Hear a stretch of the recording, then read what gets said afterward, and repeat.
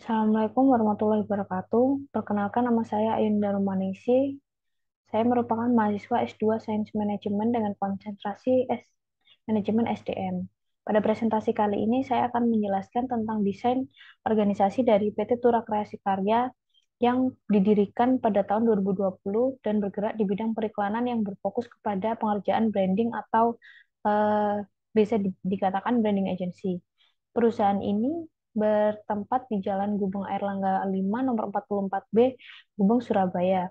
Tujuan didirikannya perusahaan ini adalah untuk membantu semua sektor perusahaan dalam menentukan posisi atau citra mereknya di dalam masyarakat umum sehingga mendapatkan keuntungan baik secara material maupun nilai. Fokusnya Tura Kreasi Karya ini pada jasa konsultasi untuk menciptakan brand positioning suatu produk, merancang komunikasi kepada calon konsumen, dan menentukan alat yang memungkinkan untuk digunakan produk tersebut pada secara tepat dan sasaran. Ringkasnya, produk dari jasa yang disediakan PT Tura Kreasi Karya ini adalah melakukan riset dan pengembangan dari perusahaan, pembuatan branding produk atau GSM, produksi television video campaign atau TVC, foto dan video produk, aktivasi akun sosial media, dan produksi iklan dalam bentuk foto maupun video. Selanjutnya saya akan menjelaskan desain organisasi dari step 1 yaitu goals organization.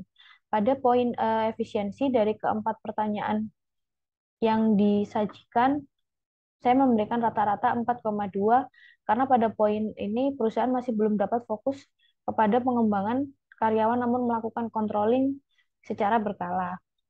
Lalu pada poin effectiveness saya memberikan rata-rata 2,8 karena perusahaan berfokus kepada penyediaan jasa dan pendapatan perusahaan namun kurang berfokus kepada lingkungan sosial baik pelanggan maupun pemasok. Di samping itu PT TKK belum mempunyai perencanaan untuk penambahan modal. Lalu pada selanjutnya pada poin goals organization ini Tura Kasih Karya berada pada kuadran B. Eh, Penilaian ini artinya perusahaan masih berfokus kepada efisiensi namun belum berfokus kepada efektivitas perusahaan. Namun jika perusahaan terlalu berfokus kepada efisiensi akan sulit menghadapi persaingan global. Maka saran yang diberikan adalah perusahaan lebih berfokus kepada efektivitas perusahaan. Lalu untuk step selanjutnya, strategic types. Yang pertama, exploration. Pada exploration ini, penulis memberikan rata-rata 3,6 karena inovasi, karena perusahaan belum melakukan inovasi berdasarkan tren pasar yang beredar, namun belum dapat menciptakan tren sendiri yang dapat diikuti oleh perusahaan-perusahaan jasa yang lain. Perusahaan mengalami kesulitan mengembangkan produk baru karena belum dilakukan research and development untuk mengetahui sasaran yang harus dituju dalam mencari pelanggan. Lalu pada poin exploitation, dari 5 pertanyaan diagnostik, eh, penulis memberikan rata-rata 4,3 karena secara garis besar perusahaan berfokus kepada pengembangan produk yang sudah ada. Produk yang dihasilkan berupa jasa periklanan sehingga inovasi yang dilakukan sulit untuk dilakukan karena outputnya berupa video atau foto dan perbedaannya hanya kepada konsep dan teknologi yang digunakan. Jadi kesimpulannya persaingan yang ketat ini tidak dapat dihindari dan mau tidak mau perusahaan juga harus berkembang untuk menuruti tuntutan zaman. Dari kedua poin tersebut, PTTKK berada pada kuadran analisis without innovation. Dari kedua skala tersebut, perusahaan belum mampu melakukan eksplorasi lebih jauh, namun melakukan eksploitasi yang tinggi kepada karyawan. Disarankan pada perusahaan ini juga berfokus pada pengembangan produk yang baru dengan menggunakan memperbanyak riset dan mengantisipasi persaingan yang ketat di masa yang akan datang. Selain itu, hubungan yang baik dengan pesaing juga perlu dibangun untuk menyelaraskan profit yang diberikan sehingga membuka peluang untuk melakukan kolaborasi. Lalu untuk step ketiga, environment pada pada poin A, complexity, penulis menemukan 6 critical factors yang mempengaruhi lingkungan perusahaan. Yang pertama ada pelanggan, yang kedua pengembangan teknologi, yang ketiga lingkungan pesaing, yang keempat kualitas rekrutmen, yang kelima human resource talent pool, yang keenam regulasi pemerintahan. Dan tingkat ketergantungan dari beberapa poin tersebut ada di poin pelanggan dengan pengembangan teknologi. Lalu untuk poin unpredictability, pada 6 poin critical factors itu eh, penulis menemukan PTTKK ada ketergantungan antara pelanggan, perkembangan teknologi, dan lingkungan pesaing sehingga perusahaan harus terus berinovasi untuk menghadapi tuntutan pelanggan jika ingin menghadapi persaingan global. Lalu eh, pada kesimpulannya PTTKK berada pada kuadran variat, yang mana artinya dari hasil kedua dimensi tersebut, PTTKK berada pada kuadran variat yang berfokus kepada lingkungan yang saling bergantung dan faktor dapat diprediksi untuk mengantisipasi ke depannya. Saran yang dapat diberikan adalah perusahaan lebih mengenali lingkungan sehingga dapat mengetahui strategi yang cocok untuk mengembangkan perusahaan baik secara material maupun nilai. Mengenali lingkungan sendiri juga berguna untuk menciptakan produk baru yang sesuai dengan kebutuhan masa kini di lingkungan yang akan menjadi target pasar ke depannya.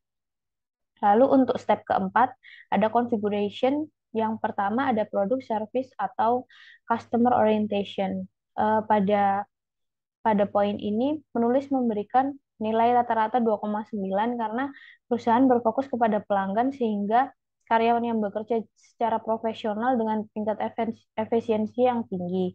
Namun, membutuhkan penggodokan sistem informasi internal agar pekerjaan yang dilakukan dapat lebih terarah. Lalu poin yang kedua ada functional specialization. Penulis memberikan rata-rata 3,3 karena pada poin ini pertanyaan-pertanyaan yang diajukan seputar dengan pembagian beban kerja dan subunit semaksimal mungkin, namun dengan keterbatasan ini perusahaan masih dapat melakukan tanggung jawabnya kepada karyawan dengan membentuk SOP dan sistem kerja yang meringankan karyawan. Kesimpulannya, eh, pada step ini perusahaan berada pada kuadran fungsional, yang mana saran yang dapat diberikan adalah perusahaan lebih berfokus kepada internal perusahaan terlebih dahulu, merancang dengan baik struktur organisasi dan standar operasional yang dibutuhkan, sehingga produk yang dihasilkan akan menjadi tepat sasaran dengan selaras dengan pasar yang akan dituju. Jika struktur sudah disusun dengan baik, maka pengerjaannya juga akan lebih terarah. Lalu untuk step kelima, yaitu task design, yang poin pertama ada variability. Penulis memberikan rata-rata 3,6 pada poin variability karena dari pertanyaan diagnostik tersebut yang perusahaan berusaha melakukan standarisasi pekerjaan di tengah-tengah keinginan pelanggan yang berbeda-beda, baik dari segi konsep maupun profit yang disediakan. Lalu poin selanjutnya ada connectedness. Penulis memberikan poin rata-rata 3,3 karena lingkup pekerjaan yang dilakukan seseorang setiap divisi itu berbeda-beda lalu disatukan menjadi satu produk sesuai dengan profit yang eh, disepakati oleh pelanggan. Kesimpulannya, pada poin aspek tax design ini, PTTK kan berada pada kuadran Noti, dengan yang artinya dengan proses pengerjaan tugas yang rumit dan membutuhkan tingkat koordinasi yang tinggi.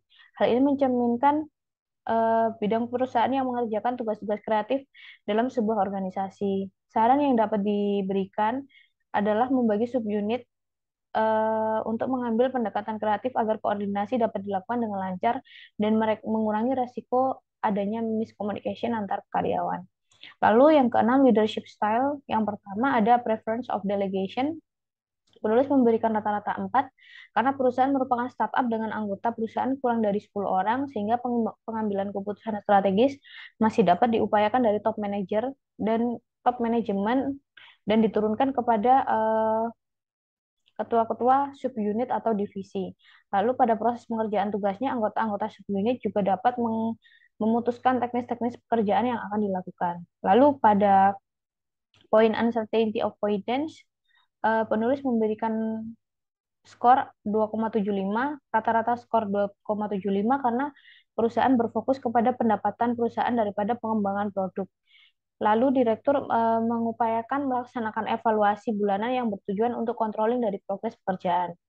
Di samping itu perusahaan mengupayakan menekan resiko seminimal mungkin.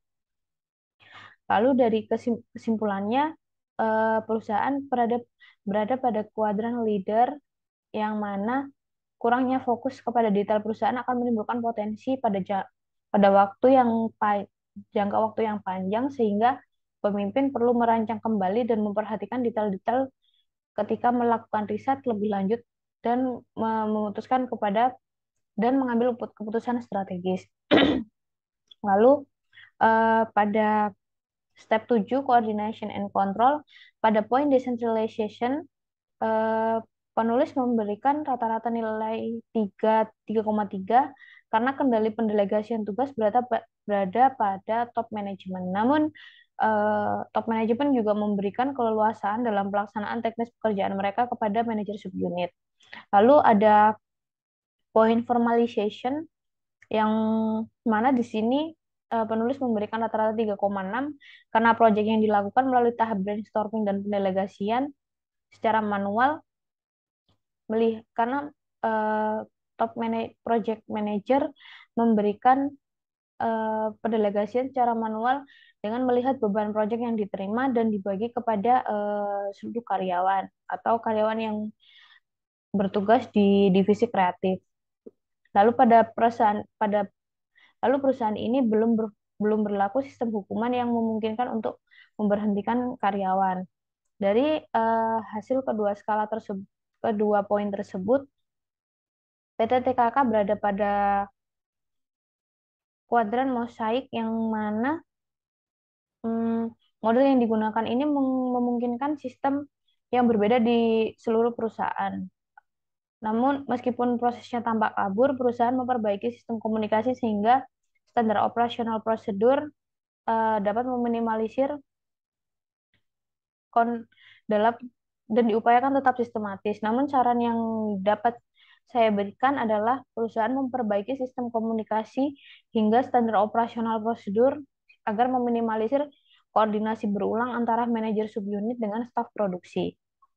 Lalu poin terakhir yaitu step terakhir yaitu insentif, yang mana poin A, basis of evaluation, penulis memberikan rata-rata nilai 2,6 karena proses pembagian insentif dilakukan berdasarkan hasil pekerjaan yang dilakukan karyawan dan bergantung kepada bagaimana kerjasama antar karyawan. Yang kedua ada target of incentive. Penulis memberikan nilai rata-rata 4 karena aktivitas operasional dirasa perlu dilakukan secara grup atau kerjasama untuk menghasilkan output yang maksimal yang diharapkan pelanggan, atau mengupayakan melakukan evaluasi berdasarkan hasil terukur yaitu key performance indicator. Dari kedua poin tersebut, PT TKK berada pada kuadran skill pay. Sistem insentif ini didasarkan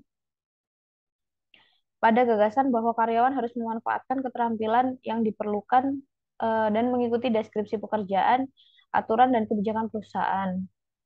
Dalam buku Richard Burton, pekerjaan digambarkan secara rinci terkait apa yang harus dilakukan dan dalam kegiatan sehari-hari. Mereka dapat menerima arahan dari organisasi atau perusahaan. Saran yang dapat diberikan, perusahaan hendaknya memberikan insentif berdasarkan kontribusi karyawan dalam memajukan perusahaan agar karyawan dapat